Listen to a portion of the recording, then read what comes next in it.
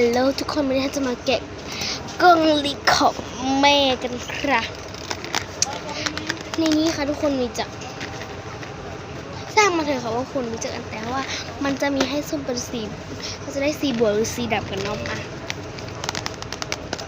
เพราะว่ากันว่าจะได้สีอย่างอันตรงๆเลยจะได้สีบัวเขาเคยแกะแล้วจะไม่ได้ถ่ายเขาเคยแกะ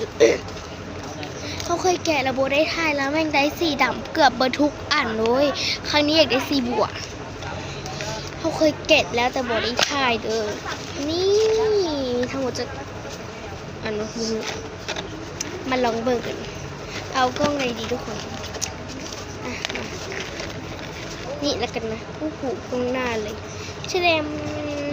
เป็นแพ็กเกจซีอะไรเด้อด้วยไผ่เลยก็มาซื้ออยู่ห้างเขาได้เลยเด้อมาลองเบิ่งกันว่าด้านในจะได้เสียงสีบัวทุกคนสมัยนี้มันสีดำแม่กันเลย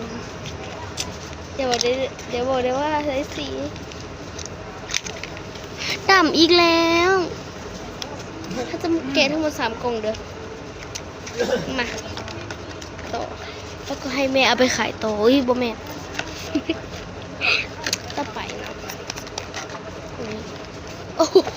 ตรงกลางซะด้วยโชคดีโชคร้ายสีบัวด้วยเถอะสาธุเผื่อได้สีดำอยากได้สีบัวโอ้โหเป็นจังไหนกับสีดำมองสมัยนี้ใส่ชุดสีดำเนาะเดี๋ยวอีพีหน้าใส่ชุดสีบัวมาเด้อจังได้สีบัวนะกล่องสุดท้ายกับเป็นกล่องนี้แล้วกันคือหนักใจมากๆเลยก็คืออะไร